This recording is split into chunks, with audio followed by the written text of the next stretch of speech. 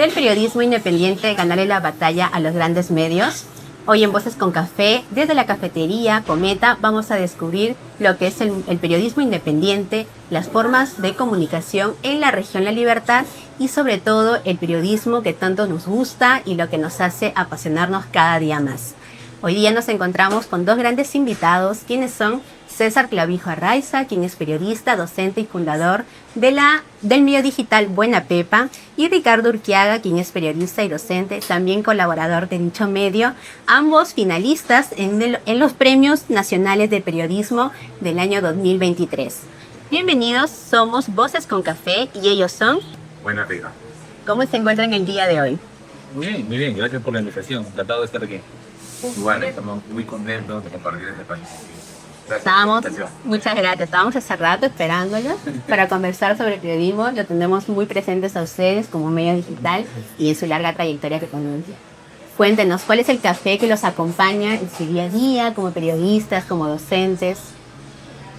Bueno, el americano, también me encanta el americano, más rápido de poder preparar y también de disfrutar, ¿no? Sino mi preferido. Igual, no consigo un día sin una taza de café. ¿Cuántos cafés han tomado máximo al día? Cuando estaban en prensa, en sala de redacción. Mucho café. Mucho café. Es parte del ADN, ¿no? Sí, claro, parte de... Bueno, quisiéramos saber en qué momento de sus vidas dijeron voy a ser periodista. ¿Cuál fue el momento clave en sus vidas como adolescentes? En mi caso, ya en la universidad. Yo elijo la carrera de comunicación, no por periodismo, no por otro ámbito de la comunicación. En la carrera misma descubrí el periodismo de una manera impactante, estética también, y bueno, yo quiero hacer así. Ahí fue. Ricardo. Me gusta escribir y bueno, tenía claro que quería ser periodista. Finalmente pude conseguirlo, ¿no? Así que aquí estamos. Con una larga trayectoria como comunicador, ¿qué percepciones tienes sobre el periodismo regional frente al nacional? Yo creo que el periodismo regional está viviendo una etapa de desarrollo, de empuje, de potencia, de una transformación muy evidente. Los grandes medios que tenían presencia acá en la región están cediendo terreno, están cediendo espacio, producto de las mismas tecnologías, del cambio de función en las audiencias, pero también debido a situaciones empresariales, ¿no? Entonces, los periodistas que han estado en estos espacios empiezan a mudarse a las plataformas digitales, ¿no? Entonces, respecto a esta relación que hay con lo nacional, me parece que es la relación de una práctica del periodismo en un país aún centralista, ¿no? Muy centralista, con muchas taras, pero que eso no quiere decir que no se practique un periodismo, que se practique un periodismo que tiene que enfrentar muchas más adversidades que el periodismo. ¿Consideras que el periodismo independiente es un acto de rebeldía del propio comunicador? Bueno, en realidad, cuando hablamos de periodismo independiente hablamos de una autonomía, ¿no? de las distintas presiones externas que hay, de distintas poderes políticos, económicos, y debería ejercerse no solamente en los medios tradicionales, sino también en proyectos independientes. Es un acto de rebeldía, sí, precisamente por esas presiones externas que hay, ¿no? Pero también es una oportunidad para poder llevar una oferta informativa a audiencias diversas, debido también a las ventajas que las plataformas o la plataforma digital ofrecen, ¿no? Que también es algo que tenemos que considerar, ¿no? Y de hecho hacia eso apuntamos. Buena Pepa tiene estilo, tiene carácter, tiene una forma narrativa única, de pronto que se diferencia de otros medios. Quisiéramos saber a quién se le ocurrió el título, el logo, los colores y sobre todo, que a mí me encanta más, la musiquita que sale al final de las notas informativas, que quizás otros medios no lo tienen, ¿no? Cuéntame. En verdad, cuando Buena Pepa refleja, aún nos falta mucho, pero es pasos agigantados de la forma en la que nosotros entendemos el periodismo, ¿no? Y siempre pensamos en tener un buen branding, o sea, Claro, lo pensamos branding. mucho, ¿no? Ricardo, ¿no? pues reflexionamos mucho respecto a que el nombre, ¿no? El nombre tiene que ser súper potente, ¿no? Y con mucha vanidad decimos que sí, parece grabado porque todos nos preguntan eso, o sea, creemos que el nombre es un tema de conversación, ¿no? Entonces, casi todos nos preguntan, no sé si en otra manera preguntan, ¿para qué las cosas y nosotros explicamos la razón y el motivo, ¿no? Y sí, o sea, el branding implicaba que nosotros reflexionamos también muy buenas decisiones en los colores que antes de utilizar, Claro. en qué tipo de letra, en este programa que combine, muchas cosas, muchas cosas que son, digamos, propias del ejercicio del comunicado. Muy importantes Y ahora. muy importantes. Muy importantes. O sea, tú tienes que decir que eres bueno, ¿no? O que eres ingenioso, que eres creativo, sino que como una marca, un mismo, digamos, en base, Steve Jobs pronuncia mucho esto, el tema del diseño tiene que hablar, ¿no? Entonces, esa era una de los nortes que habíamos aplicado y sí, y respecto a la música hay que dejar crédito, o sea, es un productor musical, Luchito Muñoz, un artista que es de Lima, que ha radicado mucho en Trujillo y ahorita está en Estados Unidos. Y lo conocíamos y le planteamos y muy gustoso él, nos creó esa música tan característica. Bueno, felicidades porque ha sido muy bueno, ¿no? Eso es lo que tiene también todas las marcas, ¿no? Que tiene que tener algo, un estilo, ¿no? Sí. Propio de también de los que participan en ella, ¿no?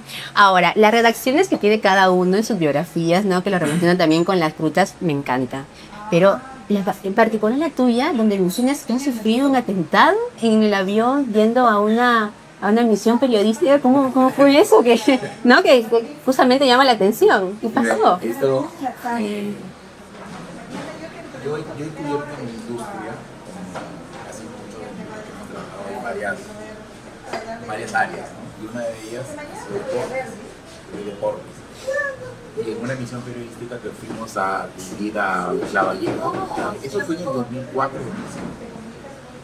en el avión de regreso de Arequipa a Lima, porque hacemos esa escala de Arequipa a Lima, veníamos con el equipo de Vallejo, y de pronto el avión empezó a dar muchas vueltas por el aeropuerto, porque ya veníamos el aeropuerto, se daba muchas vueltas. Y me retaba para, en ese tiempo, para mí, ¿no? Muy inexperto en vuelos, ¿no? Era una cosa, no es un viajero habitual, frecuente. Pero mucha gente que creo que en el avión sí lo era, empezaba a inquietar, ¿no? Claro. Expresaban sus conductas de temor, de angustia, ¿no? Entonces, yo tengo mucho recuerdo de ese rostro, ¿no? Y recuerdo que de pronto el avión aterrizó de súbito. Más allá de ser un inexperto en vuelos, pero uno sabe que el avión aterriza, se desliza y después de un rato se detiene, ¿no? Claro. Aquí tocó el suelo y frenó. Y nos fuimos todos bailando, ¿no? Frenó. Y recuerdo que la azafata dijo algo así como, esto no es un simulacro, por favor. Abrieron la puerta del avión así, y no veía nada, o sea, nada de estructura, nada de aeropuerto. Era Lima así plomiza, neblina, se sentía la brisa del mar. Bajo la mirada y había un carro de bomberos, de policía, perros, policías, en fin. Era una película. Eras parte de una noticia. Claro, entonces, sin querer. Sí, entonces ya nos estaban los carros ahí que le conducen a los pasajeros y nos demoramos mucho en llegar al aeropuerto, ¿no? Y cuando estuvimos en el aeropuerto nos dijeron que había una amenaza de bomba y que se metió el protocolo, ¿no? Yo escribí un texto sobre eso. Estaba hablando con Henry Chávez sobre eso, nuestro fundador de la PEPA, y estaba provocando en los archivos porque yo escribí un texto sobre eso, sobre el temor de una bomba, que más que yo, o sea, no era por mí la noticia, sino era por el equipo de fútbol, Exacto. ¿no? Era lo prominente ahí, ¿no? Por ahí va la historia. Ahora, ¿consideran que los periodistas estamos cerca de pronto a hechos así inesperados? ¿Han tenido de pronto, sé el caso que estás contando, pero has tenido de pronto un caso cercano a eso, parecido?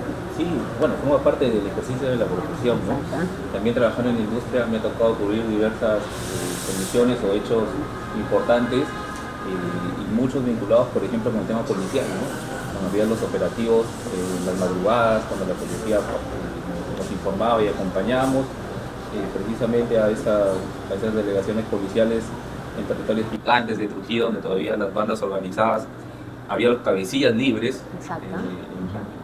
En Porvenir, en Río Seco, y nos ha tocado que la gente nos botaba con piedras, a la misma policía, entonces es una adrenalina y además estás entre ese deber de informar y protegerte.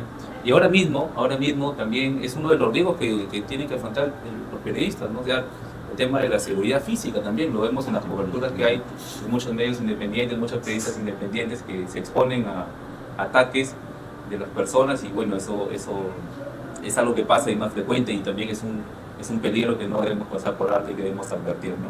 Claro. Justamente esa es una de las preguntas que vamos a hacer más adelante con el tema del contexto social, ¿no? Ahora, Buena Pepa compite en calidad con medios tradicionales. ¿Veías la posibilidad de superarlos cuando empezaste? ¿Cuál ha sido tu estrategia para lograrlo? Mira, nosotros lo que ambicionamos es, y esa es nuestra ambición, ¿no? Nuestra ambición es que Buena Pepa sea esto que lo llaman la marca corazón, ¿no? O sea, que Buena Pepa llegue a un nivel de orgullo y de identificación para la gente de Trujillo, al nivel de lo que es Jano, de lo que es lo que era la pizza en Trujillo en su momento, lo que es bizcocho Castañeda, lo que es Chanchán, lo que es de Huanchaco, ¿no? O sea, que las personas coloquen a Buena Pepa al nivel afectivo, emocional de esas ¿Como una marcas. identidad trujillana? Así es, como una identidad, que sea parte de la identidad, ¿no? Esa es nuestra misión. Ahora, así es apuntamos, nos falta mucho, pero la tenemos clara ahí, ¿no? Ahora, nosotros sabemos de nuestras fortalezas, pero también reconocemos nuestras debilidades al momento de ejercer el periodismo, ¿no? Y ahora respecto a esto de los medios nacionales, el Internet, como ya lo explicó ahora Ricardo, o sea, el Internet ha venido a romper barreras. O sea, nosotros sí pues tenemos algunos referentes, nos gusta cómo se practica el periodismo en Lima, pero más nos gusta cómo se practica afuera. Y lo bueno es que tenemos acceso a ello, a mirarlo, a consultarlo, a imitarlo, ¿no? Porque una de las estrategias de aprendizaje más efectivas y que el hombre siempre ha utilizado es la imitación, ¿no? Tú ves algo que te gusta, que crees que va a funcionar, lo incorporas a ti con tu impronta, con tus características y lo vas haciendo. Y nosotros mucho hacemos eso, estamos mirando siempre cosas que creemos que nos van a impactar y que están alineadas a lo nuestro, lo incorporamos, ¿no? Entonces esa línea nos permite saber que sí, que sabemos nuestras fortalezas, sabemos el periodismo que practicamos, pero también sabemos nuestras debilidades, ¿no? Justamente la pregunta es, ¿qué debilidad real o simbólica crees debería ejercer un medio regional contra los grandes medios en nuestro país? Lo que te comento, César, al inicio sobre el tema de descentralismo, todavía hay, ¿no? Todavía. Es un desafío, pero también es una oportunidad. Nosotros, en el periodismo se habla de crisis, precisamente esa transición que hay de los medios tradicionales al ecosistema digital, pero también es una oportunidad. Y nosotros nos centramos en ello, en esa oportunidad, para poder seguir ejerciendo un periodismo de calidad, con los pilares en los que estamos trabajando mucho, que es la rigurosidad y la creatividad. Y de momento nos está funcionando muy bien. Creemos que todavía tenemos muchas cosas que mejorar. Siempre en el ecosistema digital es un proceso de aprendizaje, de acierto, error. Y hemos tenido algunos errores, hemos tenido también muchos aciertos y en eso estamos, ¿no? En ese camino orientados hacia el crecimiento, ¿no? ¿Y creen que los medios, cuando están situados en provincia, de pronto lejos de la capital, tienen más libertad, más independencia, se sienten más cómodos de pronto en mostrar lo que sucede en la ciudad? Yo creo que no. Ahora, justo Ricardo lo planteaba ese tema y tú respondías, Stephanie, de que vamos a conversar de aquí un poco más de la actividad social, ¿no? Y lo que se evidencia ahora es una especie de relación muy diferente a cómo era antes el periodismo o sea, la comunidad con el periodista, ¿no? Yo te recuerdo, Stephanie, que en algún momento, el periodista era súper respetado. O sea, y a mí, yo sí lo he experimentado. O sea, es decir, llegabas a una colectividad, a un pueblo, a un lugar, a un barrio acá en Trujillo, y te decían, llegó el periodista, ¿no? Entonces, y la gente te recibía La prensa. con cariño, llegó la prensa, ¿no? Con Claro. cariño, con aprecio. Sabían que el periodismo representaba una herramienta para ayudarlos a solucionar sus problemas, ¿no? El periodismo Lo que era el ayuda cuarto poder. o soluciona, ¿no? Así era, ¿no? Y te veían así, como alguien que tú los ibas a ayudar. Ahora pasa todo lo contrario. O sea, llega el periodismo y lo empiezan a insultar. Y lo hemos experimentado en carne propia, ¿no? Entonces, en algún momento eso cambió. Eso es lo que hay. Y eso dificulta más, ¿no? Ricardo, cuando hablaba de las condiciones que tenemos ahora para ejercer, es del tema del peligro, ¿no? Es que uno camine por la calle y de pronto alguien venga y te ataque, alguien venga y te golpee, alguien venga y te agreda. Y también el tema de las redes sociales, ¿no? O sea, uno está expuesto allí a que te insulten, te vejen, y es el ecosistema como está ahora, ¿no? Nosotros en ese ecosistema tenemos que actuar con mucha prudencia, sí, pero ese actuar no puede restringir o limitar nuestro ejercicio periodístico, ¿no? Y ahí está el desafío, ahí está el desafío. Y cuéntanos, ¿cómo se llevan con el hate de la gente en las redes sociales? Con algún comentario de pronto ofensivo, quizás opuesto, ¿no? A lo que ustedes están comentando, lo que están mostrando. ¿Se sientan a responder los mensajes o pasan de largo? Entendemos que forma parte de la naturaleza propia de las redes sociales, ¿no? Nosotros, uno de los pilares también que tratamos de fomentar, de cimentar es el pluralismo, ¿no? Sí. Y eso forma parte de recibir tanto buenos comentarios como también algunas críticas, algunas son injustas también, pero tenemos que formar parte del dinamismo de las redes sociales, de las plataformas digitales, pero aún así nosotros tratamos de fomentar o construir diálogos, porque en eso se va a basar para poder ejercer un periodismo más inclusivo. Y dependiendo también de los tipos de comentarios, hay algunos que se tienen que evitar, que no vale la pena responder, y hay otros que sí, que hay que aclarar, ¿no? Así que entendemos que forma parte también de ese aprendizaje que hay en el tema de las plataformas digitales. Incluso, permíteme, ¿no, Ricardo? Hemos tenido la tentación a veces de cancelar, ¿no? De anular, hemos tenido Claro. la tentación. Sí, pues. Pero lo que se ha impuesto ha sido el tema de que, oye, pero es parte de, ¿no? O sea, es el Claro. ejercicio plural. No era o sea, claro, si es insultante, todo, incluso el mismo algoritmo lo va a sacar, ¿no? Pero nosotros, La libertad de opinión. claro, es la ¿no? libertad, Que pues, está ¿no? ahí. No podemos... Pero también hay que reconocer que ahora nuestras autoridades tienen un batallón, ejército de trolls por ahí, y a veces nos ganamos de sus simpatías de ellos también. Pero entendemos que es así, no está bien, pero también hay, ¿no? ¿Cómo manejan dentro de Buena Pepa la presión de mantener independencia mientras compiten con medios por audiencia, impacto o alcance? Mira, el término independencia en el periodismo es un término que debe ser súper revisado, ¿no? Claro, uno habla de independencia política, ¿no? Que lo político, las fuerzas, ¿no? Uno habla de la independencia. Los españoles dicen esto, ¿no? De la primera gran independencia que el periodista tiene que hablar es la económica. Claro. O sea, si tu actividad, tu trabajo como periodista, tu supervivencia o éxito depende del dinero de otro, o sea, ya no hay dependencia, ¿no? Ya no hay. Entonces, en esos pilares, o sea, o en esas vallas, o en esas trincheras, uno tiene que manejarse muy bien, ¿no? Manejarse muy bien. Mira, sucede que, o sea, Ricardo, Henry, Jorge y quien habla, o sea, somos periodistas viejos, o sea, no, o sea, somos gente que nosotros nos declaramos hijos de la industria siempre, ¿no? O sea, hemos Una gran escuela. sí, hemos Una gran bebido, escuela. sí, Claro. hemos bebido ahí nos hemos amamantado de esa teta, entonces, y no, Ricardo, ahí hemos enfrentado cosas, pero fuertes, intensas en el periodismo, de pelearse o sea, pelearse en el sentido de ejercer el periodismo a favor de la audiencia y en contra de políticos, en contra de alcaldes, en contra de gobierno regional, en contra de millonarios, ¿no? Entonces, esa experiencia nosotros la tenemos, pues, ¿no? Y sabemos cómo tomar decisiones. Claro que a veces nos cuesta, ¿no? Nosotros, este medio periodístico tiene que mantenerse, necesita dinero, necesita ingresos. Pero sabemos, por ejemplo, mucho estuvo, el año pasado mucho estuvo en las redes, ¿no? Difundiéndose el tema de de la publicidad del gobierno regional, ¿no? Del Claro. gobierno regional. Nosotros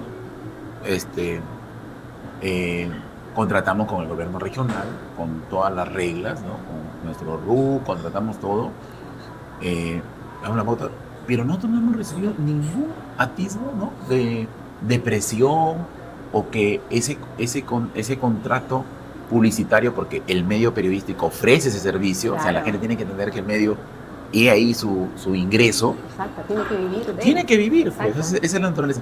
Pero ninguno de nosotros ha recibido o que nosotros nos hayamos sentido, digamos, limitado para poder criticar o cuestionar al gobernador o a alguno de las autoridades vinculadas al gobierno.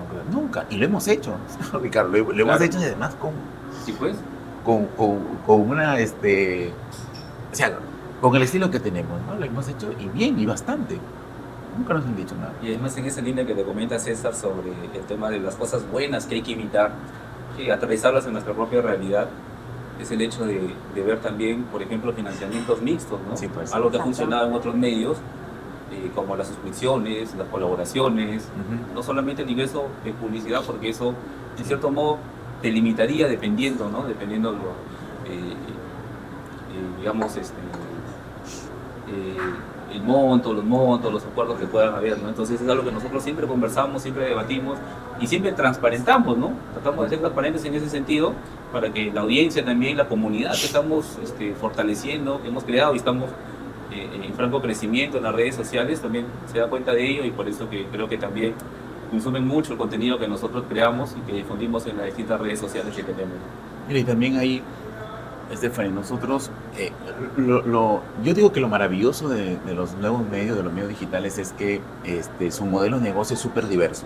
O sea, ese modelo tradicional de que solo la publicidad financia los medios, aquí no sucede eso. O sea, sí hay publicidad, ¿no? Pero es diverso, es el ingreso diversificado. Y nosotros hemos creado, tenemos una empresa paralela, Buena Pepa, paralela, que se llama Ponche, ¿no?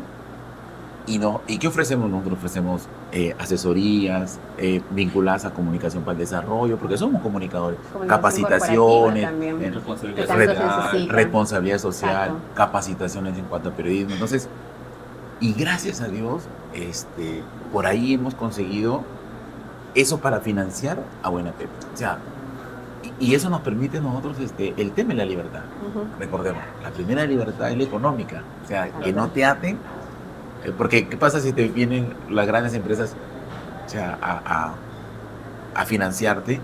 Siempre va a haber por ahí una cuestión distinta, ¿no? Mira, y a propósito de esto y tomando referencia a una de las otras preguntas, la diferencia entre el periodismo de Lima con el periodismo acá. Yo creo que el ejercicio periodístico es tal cual, o hasta mejor. El tema de la publicidad, el ingreso. Exacto. Los medios de Lima tienen la gran ventaja de tener toda la torta publicitaria en Lima. La variedad de empresas. también. El Estado contrata desde allá. Exacto. Entonces, que venga acá, esa es una diferencia. Y una diferencia muy significativa. Porque finalmente el medio, su ingreso, siempre va a ser el anunciante. Siempre, ¿no? Así seamos medios digitales, el anunciante siempre va a estar allí, ¿no? Hay que diversificarlo, sí, pero el anunciante es un ingreso fuerte. Y se queda en Lima, la mayoría de torta. Entonces, por ahí va también la reflexión, ¿no? Igual también sabemos que la publicidad es hermana del periodismo. Así es. Está muy de la mano. Sí, claro. Y ahora damos el pase a nuestro espacio publicitario y volvemos con esta entretenida charla.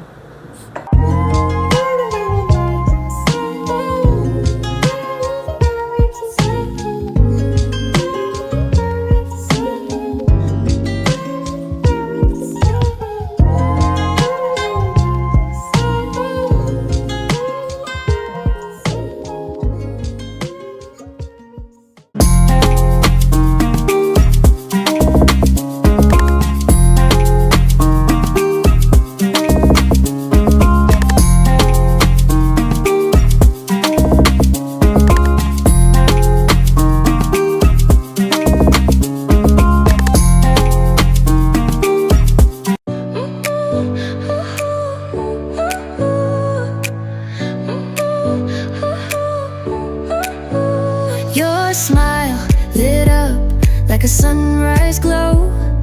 Touch so soft where the seasons flow. Volvemos con los periodistas César Clavijo y Ricardo Urquiaga, ambos integrantes del medio periodístico Buena Pepa. Y ahora les comento que el público ha dejado preguntas para que puedan responderlas, todo de periodismo igual. Susan Estrada pregunta: Ricardo, ¿cómo surgió tu rol dentro de Buena Pepa y qué influyó en tu decisión de especializarte en el contenido digital y en la narrativa regional? Bueno, cuando nosotros decidimos fundar el medio, era un proceso de aprendizaje. Nosotros nos formamos como periodistas en un medio impreso y el medio digital es algo totalmente distinto. Fuimos aprendiendo, nos fuimos especializando también, hemos llevado algunos cursos, unas capacitaciones necesarias y bueno, el rol o el organigrama que tenemos, debido a que ya hemos trabajado en una empresa periodística grande, representativa a nivel regional, en ese sentido nos adaptamos muy bien, cumple el papel de editor ahí dentro del medio Buena Pepa y siempre coordinamos de manera horizontal con el resto de integrantes, ¿no? César, Henry, Jorge, Carlos, y bueno, eso nos ha ayudado a que podamos nosotros plasmar esas coordinaciones dentro de los productos diversos que hemos publicado, ¿no? Distintos formatos multimedia y bueno, hasta ahora nos ha funcionado muy bien y esperamos seguir así. Manuel Ortiz pregunta: ¿qué fórmulas creativas crees que deberían adoptar los medios pequeños para captar audiencias jóvenes sin traicionar la verdad? Muy buena pregunta. Sí, muy buena pregunta. Yo creo que, mira, la internet te ofrece contenido de todo para todos, ¿no? O sea, tú quieres conocer algo, o sea, vas a estar allí, ¿no? Yo creo que la clave aquí de la oferta informativa, porque es variada, la oferta informativa en La Libertad, ¿no? En La Libertad es variada. Uno encuentra que cada medio tiene un rasgo particular, un rasgo distinto, ¿no? Yo apuntaría y recomendaría a que apuntemos a la especialización, o sea, un medio que se especialice en un tema, ¿no?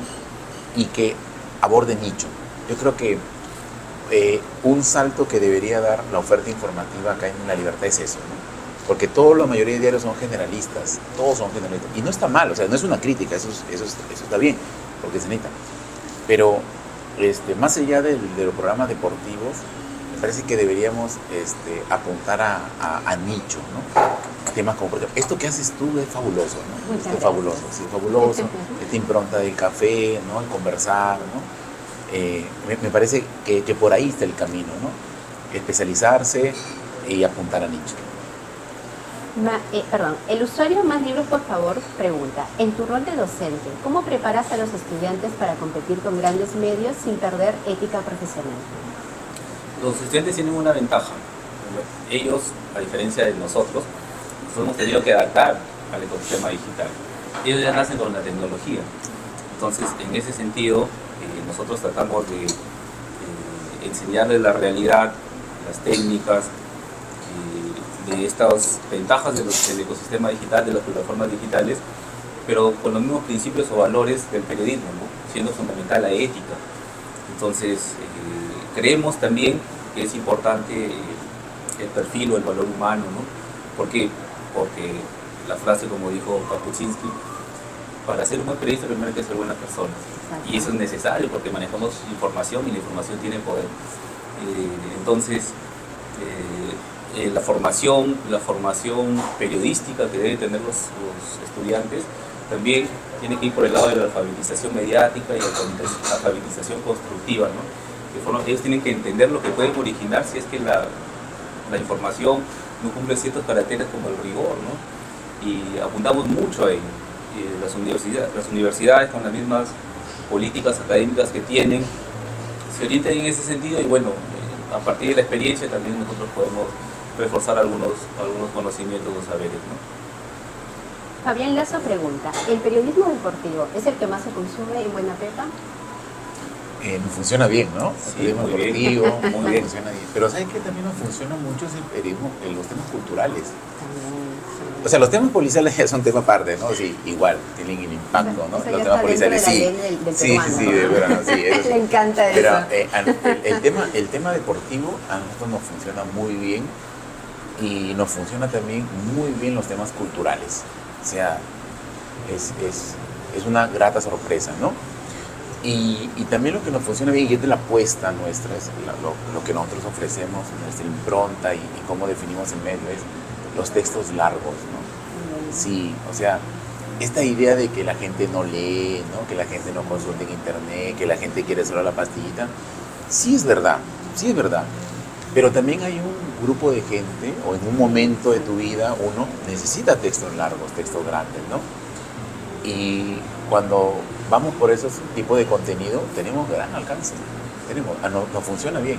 Y a nosotros nos gustan los textos grandes también. Exacto, también, ¿no? Nos Como gusta. que pescaron, ¿no? Bien. Sí, nos gusta. Entonces, y encontramos respuesta en el público para seguir haciéndolo, ¿no? Para seguir haciéndolo, eso arriba, ¿no? También alguna idea que quería expresar también es esto que dijo Ricardo y que a mí me parece fabuloso, es el tema de... Nosotros veníamos de toda esta tradición del periodismo tradicional, ¿no? El periodismo impreso, ¿no?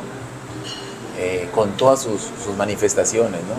Pero entrar a un medio digital implicaba, en principio, que desaprendamos cosas.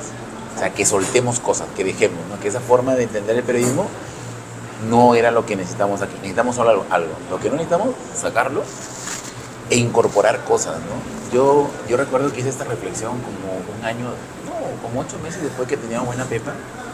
Y decía, oye, es increíble la cantidad de cosas que he aprendido en esos 8 meses. Exacto.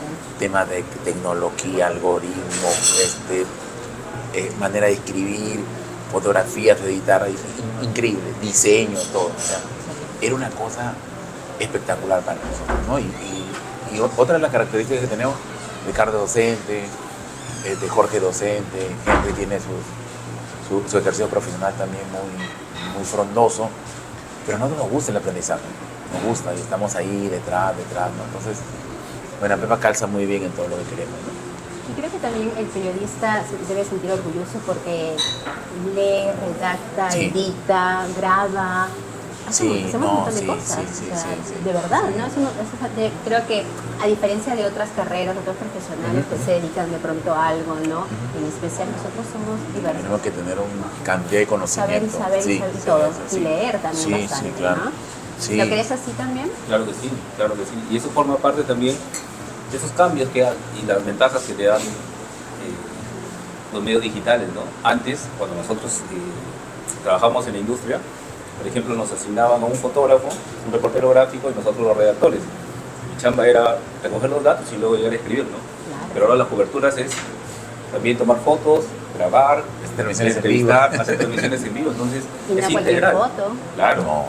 la foto. Claro, hablamos de un tema integral. Exacto. Entonces eso también nosotros nos hemos tenido que adaptar, ¿no? Forma parte de los cambios que nos hemos hecho y nos hemos adaptado muy bien.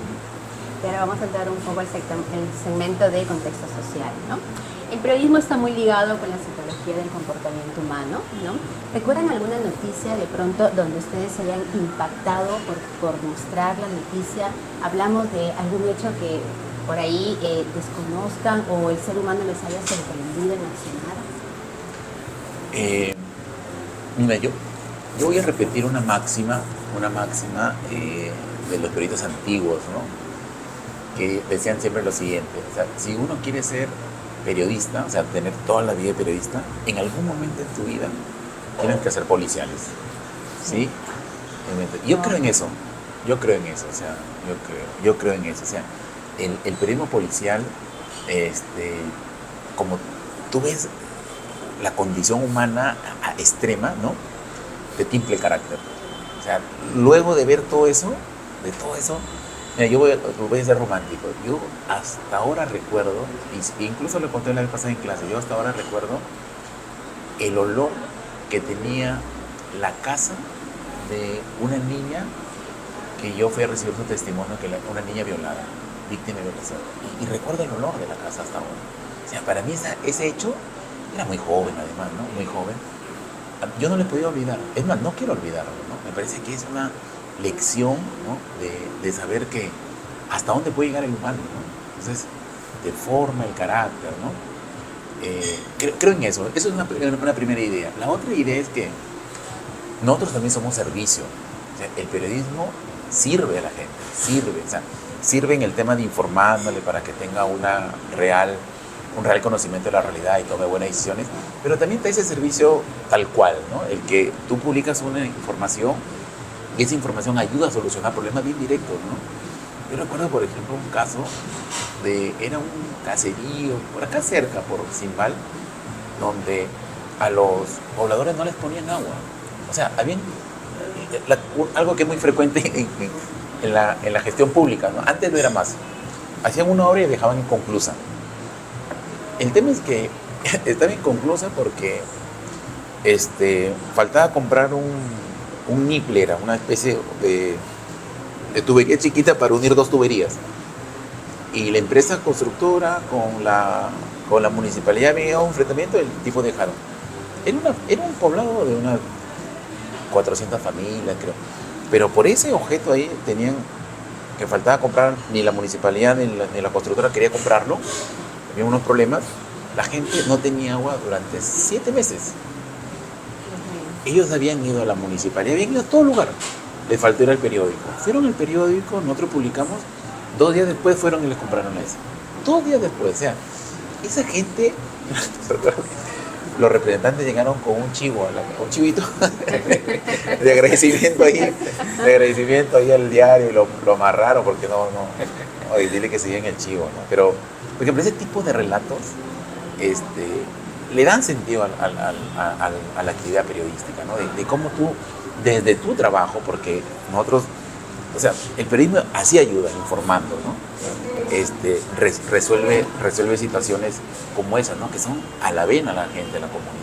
Y así hay muchísimos, ¿no? ¿Y cuál es la atracción también, no? Sí. ¿Cómo reacciona la gente que está partícipe de la noticia y el público después? Del público después, sí. Eso ¿Tú, también. Ricardo, recuerdas alguna noticia que te haya impactado, te haya Mira, sorprendido? casi por la misma línea que te comentó César, yo recuerdo, solamente para resumir un caso, vi unos niños que vivían en una zona bastante alejada de Trujillo, que tuvieron una complicación de una enfermedad de sarna. Había atacado justo precisamente por una proliferación de perros callejeros. Había afectado a unos hermanos, eran unos 3, 4 hermanos, pero se les había agravado tanto, tenían más o menos entre 5 y 9 años, ¿te acuerdas, César? Sí, Nosotros, en ese caso, yo estaba haciendo la cobertura de toda la zona de distritos y sacamos una nota de eso. Y nos gustó mucho porque después de publicar esa nota, hubo el dueño de una clínica, pudimos contactar con él para que puedan estos niños ser tratados y ver, digamos, la ayuda, el tratamiento que recibieron, la alegría de los niños y de la mamá, que era imposible que por sus propios medios ellos puedan acceder a ese tipo de tratamiento, que además era algo costoso porque se había agravado la enfermedad. Nos reconfortó mucho, ¿no? Entonces entendemos que esta profesión, el ejercicio periodístico, tiene que humanizarnos. No puede, debido a tanta noticia negativa, no puede insensibilizarnos, ¿no? Entonces, creo que en ese sentido es una de la finalidad del periodismo, ¿no? Y creo que podemos conseguirlo y debemos conseguirlo. Ahora, nuestra ciudad dejó de ser hace un buen tiempo la ciudad de la eterna primavera, ¿no? Creo que ya estamos conscientes de ello. Aceptémoslo ya. Ya no hay más primavera para Trujillo. Estamos siendo atacados por las extorsiones, delincuentes, huaicos, nos pasa de todo en Trujillo. Se dice que el periodista ahora tiene más trabajo que antes. Lo que antes de pronto trabajaba por una noticia en el día, ahora lo hace por muchas durante el día. ¿Están de acuerdo de ello? Yo creo que en parte, porque también aparecen nuevas tecnologías que ayudan, ¿no? Ayudan al trabajo periodístico. Nosotros, por ejemplo, somos ultra archifans de la inteligencia artificial, ¿no? Pero tenemos claro cómo utilizarla y dónde utilizarla, ¿no? Nos ayuda, nos aligera la carga. Entonces por allí contamos con herramientas que nos ayudan a la labor periodística. Pero sí, la otra parte de la respuesta es que sí, yo estoy de acuerdo porque antes nosotros poníamos comisiones, ¿no? En el periódico, te daban 4 o 5 comisiones diarias, ¿no? Entonces tú tienes que hacer tus 4. Ahora no haces 4 comisiones, ahora haces 8, 9. Y más aún en el medio en el que nosotros estamos, medio digital, o sea, es infinito. Es infinito, es alucinante, ¿no? Es infinito. Entonces, y además, o sea, y además también como todo cambia, o sea, las tecnologías han impactado de manera significativa en los procesos de producir noticias. El profesional ahora se le exige que desarrolle otras habilidades y otras competencias para el periodismo. Entonces, como Ricardo dice, antes mi trabajo era ir a anotar los datos, entrevistar todo, venir, redactar la foto, todo lo demás hacían otras profesionales. No, ahora haces todo.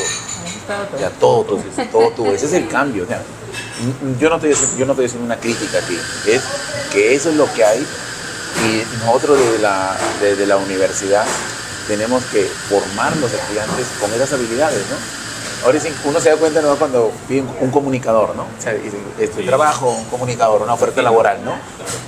Y te presenta, o sea, si tú comparas los requisitos que piden el profesional, las habilidades que tengan, tú lo comparas con un aviso en los 90, o sea, este aviso representaría 3 profesionales o 4 profesionales de los 90.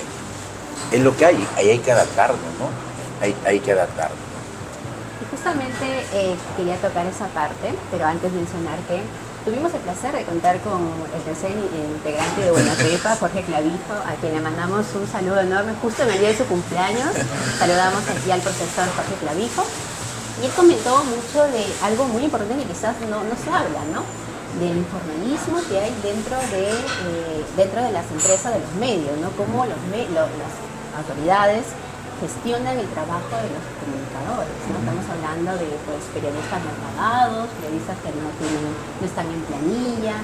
Cuéntanos, ¿han tenido alguna anécdota parecida? ¿Han pasado por eso? ¿Cómo es su experiencia o cómo les ha ido en esto de su trayectoria como periodistas?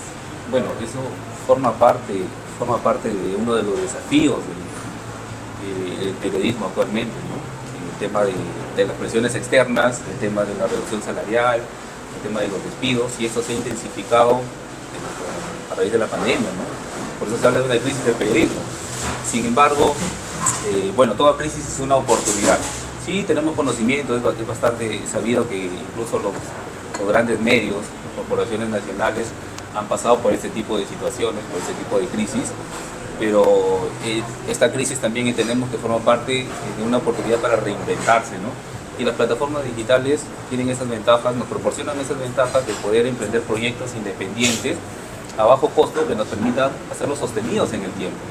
Y creo que nosotros, y además al igual muchos otros colegas, también han visto esta oportunidad y han podido incursionar de manera satisfactoria, ¿no? Así que en ese sentido creo que es una buena oportunidad, ¿no?, que se ha podido incursionar. No es el periodismo, digamos, el sueldo de los periodistas no es lo más atractivo para definir la vocación, ¿no? O sea, no es, ¿no? Yo no creo que alguien diga, quiero ser millonario, entonces voy a ser periodista, ¿no? Es difícil eso, por ahí no va la vocación, ¿no?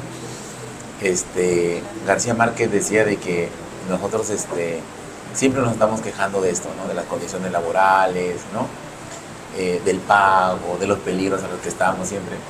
Pero a pesar de todas esas quejas, nunca dejamos de decir que también que es la profesión más hermosa del mundo, como señalaba él, ¿no? Miren, en cuanto a experiencia, yo gracias a Dios yo no lo he experimentado así a ese nivel, pero sí lo reconozco. O sea, no es que nosotros hayamos sido súper bien pagados, ¿no? Venimos de la industria, lo que la industria sí fue, hasta un momento determinado, fue muy responsable con los pagos, ¿no? Sí, te juro. Y además, por ejemplo, hay una ley que poco se cumple, que es que, por ejemplo, si tú eres un periodista colegiado, ¿no? La empresa en la que trabajas tiene que pagarte tal cantidad de sueldos mínimos. Es una ley. Claro. Entonces, el diario, ¿no, Ricardo? Siempre lo cumplió. Siempre cumplió. Fue muy responsable, ¿no? Bueno, después la industria tomó decisiones ahí muy, muy infortunadas. Y bueno, ha desencadenado su realidad ahora, ¿no? Pero no, tampoco no es que ganábamos una cantidad de dinero, pero lo que ganábamos nos pagaban justo en el día, en el tiempo adecuado, ¿no? Pero sí reconocemos de que hay mucha precariedad, ¿no? Mucha precariedad. Y ahora lo es más, ¿no? Lo es más el tema. Y yo siento que también ese es un gran desafío para los periodistas, también desde la universidad reflexionar sobre ese aspecto, o sea, el tema de quién y cómo vamos a financiar los medios, yo creo que es un tema conversarlo. Ese es un tema muy, muy, muy bravo para conversarlo, ¿no? Comentó que eres uno de los pocos periodistas que aún tiene una libreta y un lapicero en las calles, que anotan, ¿no? ¿Cómo es esta técnica que aún mantienes, que a diferencia de otros comunicadores, pues ya no se ve, ¿no? Todos con el celular, la grabadora. A ver, cuéntanos un poquito. Qué bueno, Randy. Qué generoso. No, es parte del ejercicio, ¿no? Uno siempre tiene que sentirse cómodo haciendo las cosas, y yo he aprendido periodismo anotando, ¿no? En libreta. Y es más, yo no boto libretas.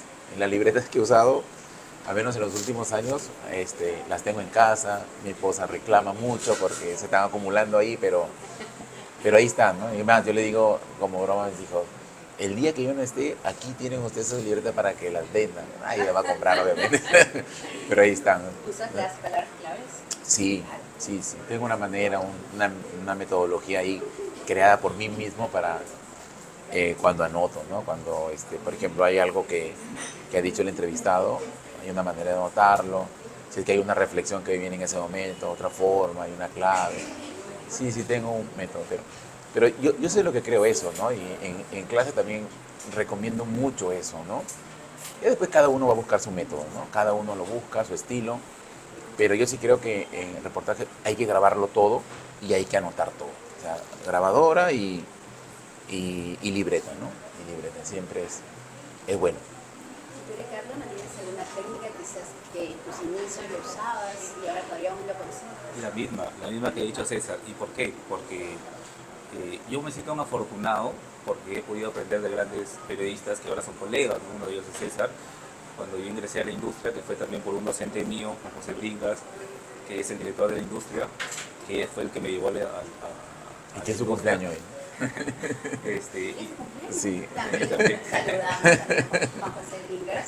Sí. Y claro, y lo mismo aprendí, los mismos consejos, las mismas técnicas, la misma pulcritud. Entonces, y ahora tenerlos de colegio, he aprendido de ellos, de César, de Juan José, de Guido, de Pierre, de Pepe. Entonces son periodistas que tienen una trayectoria bastante amplia, destacada aquí a nivel regional y también nacional. Entonces aplico lo mismo, ¿no? Siempre hay que grabar, siempre, porque tú no sabes también si la autoridad o el entrevistado de turno puede negar cierta publicación que tú puedas hacer. Entonces siempre hay que tener un respaldo, ¿no? Y eso es algo que también trato de compartirlo con los estudiantes en la universidad. Y bueno, que no se pierda, ¿no? Porque es algo tan básico, pero que además también es muy productivo, ¿no? Yo creo, permíteme, yo creo que allí hay un tema también que debería ser un asunto de conversación respecto a cómo estamos formándonos ahora como periodistas, ¿no? Así como Ricardo ha tenido este vínculo, ¿no? de aprender de referentes, yo también lo tuve. O sea, yo aprendí mucho periodismo viendo cómo hacían los otros periodismos, ¿no? O sea, yo veía a alguien, no sé, yo ahorita me acuerdo de Rafa Oquino, que en paz descanse, ¿no? Su forma de preguntar en deportes, yo decía, oye, yo quiero hacer así, o sea, yo quiero hacer eso, ¿no? Pero mirándolo, observándolo, y veía periodistas que la forma como preguntaban, y después obviamente cómo redactaban, cómo enfocaban. O sea, y uno lo va aprendiendo eso, ¿no? Porque tiene referentes. Y esto no es algo que uno haya inventado, es así, o sea, uno aprende por imitación, ¿no? Pero teniéndola siempre claro. O sea, hay un tipo que hace bien las cosas y tú quieres imitarlo, ¿no? Tú quieres, porque te da impronta. Yo siento que ahí eso se ha perdido. Y se ha perdido, y la forma ahora en la que uno se va formando como periodista, porque claro, uno termina la universidad, pero su formación no está concluida, y la formación viene, ¿no?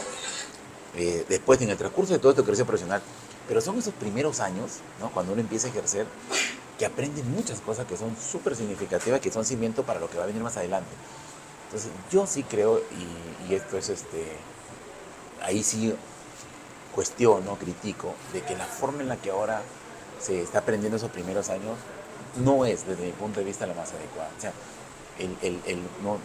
Ricardo y yo hemos conversado de esto ya, y con el equipo, y creemos que ahí hay algo para mejorar, ¿no? No tenemos referentes, no tenemos. Aquí mira el chico que ejerce, ahí hay algo para conversar. Ahora, se habla también mucho de que los ciudadanos, ¿no? Los usuarios también de las redes, de pronto apoyan mucho a los periodistas grabando, porque justamente están ahí en donde sucede la noticia. Pero se habla de otra parte donde se dice que el periodista últimamente está siendo flojo. Ya no es el considerado pata de perro, ¿no? Lo que se decía antes, que siempre andaba por la calle, ahora ya no. Como que espera de pronto el video del usuario, ¿no? Que les pase. ¿Cuál es su apreciación sobre él, no?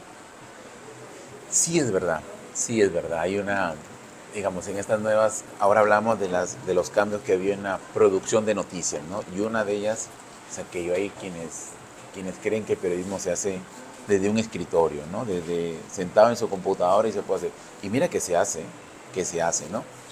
Pero yo soy de los que creo que todavía el trabajo de campo, el reporterismo mismo, es irreemplazable. O sea, yo sí creo que hay algunos textos, algunos contenidos que sí uno los puede hacer desde la computadora, ¿no? Ya por teléfono, puede hacer videollamadas, lo puede hacer, te ofrece la tecnología. Pero siempre que hay oportunidad de salir a la calle, de recorrer, de husmear, de gastar zapatos, como dices tú, siempre hay que hacerlo. Y al periodista hay que decirle eso, o sea, hay que decirle y hay que formarlo. Y en esos primeros años, obligarlo, ¿no? Obligarlo a hacerlo, porque, mira, la pandemia también impactó terriblemente en la forma de hacer periodismo, ¿no? Era inconcebible, pues, de que tú hagas entrevistas, o sea, todo tu contenido lo hagas en una oficina. Y la pandemia nos obligó a hacerlo, ¿no? Nosotros, cuando estábamos en el periódico, a todos, si veíamos a un periodista más o menos a las 10 de la mañana, ahí en la redacción, le decían, oye, ¿qué haces acá? ¿Tú qué haces aquí? A la calle, vaya, salga, ¿no? Entonces, a buscar las noticias, ¿no? Pero vino la pandemia y nos dijo, enciérrate, no salgas, ¿no? Entonces, oye, ¿qué haces? Desaprende y aprende, ¿no? Entonces, sí, eso que tú señalas, sí es una realidad, pero también hay matices, ¿no? Y ahí apuntaremos, ¿no? Apuntaremos ahí. Forma parte del empoderamiento ciudadano que hay, ¿no? Y que las plataformas digitales te dan también, ¿no? Sí. El hecho de que cada vez sean los usuarios los que también formen parte del proceso de la difusión de noticias, ¿no? Pero lo cierto es que buscar un equilibrio también, ¿no? O sea, la mejor manera de recoger el sentir de la gente es en la calle. Entonces, es una práctica que no se debe perder y que, bueno, también forma parte de la misma formación, ¿no? del periodista. Pero entendemos que se dan también, son situaciones que se dan, ¿no? Que son innegables, ¿no? Pero siempre apostamos por tener ese contacto directo con las personas en la calle, ¿no? Recoger ese sentir, porque eso nos va a permitir también tener una visión distinta, ¿no? Y poder elaborar textos de mejor calidad, ¿no? ¿Y cuál fue su reacción cuando se enteraron de que próximamente o en un futuro van a desaparecer los periódicos? ¿Ustedes compran periódicos? ¿Tienen en casa? No, ya no. Ya no compramos periódicos. ¿No? Tampoco. Ya no compramos. Pero bueno, desaparecerán los periódicos, pero no el periodismo, ¿no? Que eso es lo más importante. Yo creo que los periódicos necesitan una, digamos, transformación, ¿no? Hay todavía una legión muy grande, relevante, de gente que todavía tiene que ver con el papel, ¿no? Todavía creo que hay una esperanza ahí respecto a audiencia que consume el papel, ¿no? Pero esa audiencia hay que entenderla y hay que darle contenido distinto y particular, ¿no? Esa forma de entender ahora el periodismo que tiene el papel, ¿no? Como la forma lo hace, sobre todo en la región, ¿no? Me parece que tiene que cambiar en cuanto a contenido, ¿no? Y el periodismo no va a morir, ¿no? Felizmente. El periodismo no muere. Y para ustedes, ¿qué periodistas son infravalorados aquí en nuestro país? Que crean ustedes que deberían todos prestarle más atención a lo que dicen, a lo que opinan. Infravalorados, a ver, ¿qué periodista? No se me ocurre ahorita uno. Pero, bueno, yo sigo mucho La Encerrona, ¿no? Sigo mucho La Encerrona, me parece que es un contenido. ¿Sí? ¿Ah? Sí, Escaló. claro. Sí. La pandemia lo ayudó mucho a que pueda... Precisamente nació el proyecto en pandemia. Pues. En pandemia, sí. Pandemia. El chico, después Fernando Orozco. Llanos también, Fernando Llanos. Estuvo ayer en Trujillo, Sí. el chico. Sí, también. Pero hay gente que por ejemplo, porque hay un chico en el Comercio, Hidalgo, me parece que la forma de cubrir él que tiene del Congreso es muy significativa. Es interesante su forma, porque es de esos periodistas que parece que tiene un arquetipo de un lector, ¿no? y a ese lector tratan de explicarle todo, ¿no? Pero de una manera muy didáctica, muy cercana, muy amable, ¿no? Es lo que se me ocurre ahorita, Stephanie, ¿no? ¿Y qué pensamos sobre los nuevos influencers, TikTokers, que hacen de cierta forma el periodismo? Yo personalmente estoy en contra, porque me parece que deberían pasar primero por las aulas, ¿no? O para hacer un periodismo más profesional, formal y conocer todas las facetas. Pero ustedes... Bueno, entendemos que eso forma parte, pues, de, digamos, de la misma naturaleza de las plataformas digitales, ¿no? De las redes sociales, y también de la nueva manera de informarse de las audiencias, ¿no? A través de estas, precisamente, de estos formatos o estas herramientas. Pero compartimos esa opinión, ¿no? Particularmente yo también creo que es necesario tener una formación periodística, porque precisamente se genera lo que vemos en la realidad, ¿no? Una desinformación tal, y es algo que también que tenemos que luchar, ¿no? O sea, el tema del fact-checking, de poder fortalecer la verificación de datos, y es algo que estamos de acuerdo totalmente en ese sentido. Pero también, o sea, la presencia de estas personas, ¿no? Estos personajes, también es una manera de aprender, ¿no? Claro. O sea, porque ¿cómo hacen ellos para llegar a la audiencia? O sea, nosotros como periodistas deberíamos aprender de ellos, ¿no? De pronto, el marketing, Claro, ¿no? ¿cómo hacen para llegar? O sea, Publicidades. la manera de presentar la noticia, cómo la presentan. No sé, yo creo que también es una oportunidad de aprendizaje y, de nuevo, imitar, incorporar a nosotros los periodistas, ¿no?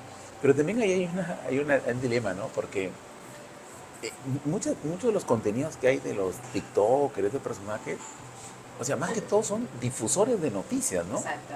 O sea, se valen del trabajo del periodismo, del periodista, digamos, de raza hecho, que divulga su noticia, pero ellos la toman la noticia y la transforman y la presentan distinto, ¿no? Pero ellos no hacen el trabajo de reporterismo, ir a la calle, entrevistar, verificar, hacer el fact-checking, todo no, ellos no lo hacen, ellos solamente son presentadores. Pero esa manera de hacerla, su impronta, su manera, su forma, es lo que atrae a la audiencia, y ahí yo creo que hay un aprendizaje para también, ¿no? En sus labores como docentes, ¿qué valores comparten con sus alumnos? Mira, yo siempre digo a mis alumnos, digo, aquí en clase ustedes podrían, digamos, en algún momento, algún conocimiento probablemente yo no lo pueda transmitir bien, ¿no? Me van a plantear algunas situaciones que yo tal vez no las conozca, no las domine, que van a ser un reto, ¿no? Pero lo que nunca va a faltar aquí es pasión. O sea, me encanta a mí eso, ¿no? Me encanta y trato de que mi vida esté orientada, o sea, hay que hacerlo bien, con energía, y trato de transmitir eso, ¿no? En clase, ¿no? Las cosas siempre, y eso es un consejo que uno recibe en casa, ¿no? De padres, de madres, de tíos, de hermanos, ¿no? O sea, las cosas hay que meterle tanto punche que se note que lo que estás haciendo está disfrutando, ¿no? Hay que hacerlo bien, ¿no? O sea, por ahí va eso, siempre intento. Después lo otro se aprende, ¿no? Se adquiere, ¿no? Sí, la formación, me apuesto mucho por la formación humanista, ¿no? La formación como persona que uno tiene que seguir modelando, que tiene que seguir reforzando, porque las habilidades y competencias se aprenden en el aula, ¿no? Se aprende. Entonces, pero el don de persona viene de casa, ¿no? Entonces hay que reforzar eso, mostrar empatía, mucha empatía. En el periodismo hay que mostrar mucha empatía.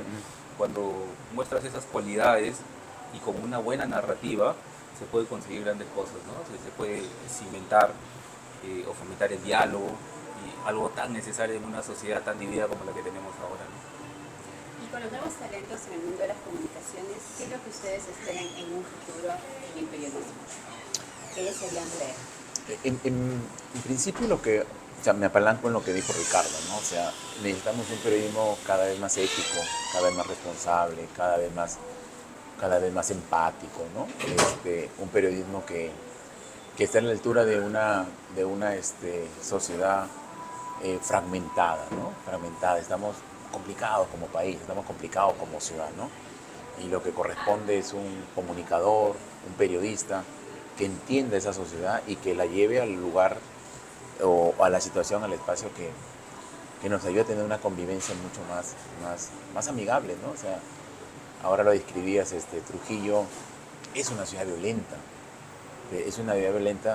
no solo por lo que se ve en las calles, ¿no? O sea, la violencia tal cual como la conocemos, ¿no? Sino esa violencia que viene desde la estructura del Estado, desde un gobierno regional, desde una municipalidad, desorganización, corrupción, desatención, banalidad, ¿no? Tenemos autoridades súper banales, ¿no? Súper banales, hay un culto a la persona más que a la sociedad, ¿no? Entonces, ese es un tipo de violencia, ¿no? O sea, que tengamos una ciudad llena de huecos es una manera violenta, que tengamos una ciudad que su sistema de drenaje, su sistema de desagüe no funcione, de que tú vayas manejando en un taxi y que de pronto te hunda, esa es una manera de violencia. Entonces, la idea es que el comunicador, como tú señalas, ¿no? Estos que vienen, el futuro, entiendan y nos ayuden, ¿no? Porque finalmente, ¿cuál es la función de un profesional?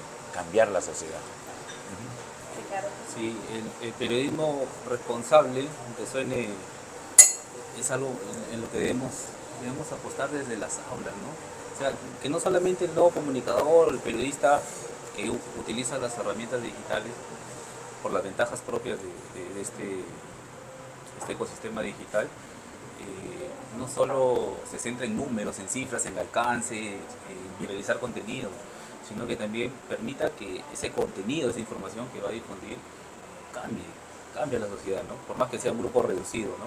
Hay que apostar mucho por la inclusión, por el diálogo, y creo que es muy necesario y hay que apostar mucho en ello porque hay mucha polarización, ¿no? Mucha fragmentación. Entonces, eso es algo que se puede cambiar desde las aulas y debemos formar en ese sentido a los nuevos profesionales en comunicación, en periodismo, que apunte hacia ello, ¿no? Muchísimas gracias por estar acá con nosotros. La verdad ha sido todo un placer para mí como futura periodista tenerlos aquí. He estado bastante tiempo, vale la pena la espera, así que espero que les haya gustado y les haya encantado también el cafecito, ¿no? Buenísimo. Para la charla. Muchísimas gracias. Gracias a ti por la invitación y la verdad nos hemos sentido bien amables, atendidos. Muchas gracias. Es una conversación muy inteligente. Sí, muy cómodo, agradecerte por la invitación y bueno, los mejores deseos para tu proyecto. Listo, muchísimas gracias entonces por tenerlos aquí y a todos ustedes que nos siguen en nuestras redes sociales. Somos Voces con Café, un grupo de comunicadores hablando de periodismo, literatura y cultura aquí en la ciudad de Trujillo. Suscríbete a nuestra cuenta de YouTube y en nuestras redes sociales. Hasta luego.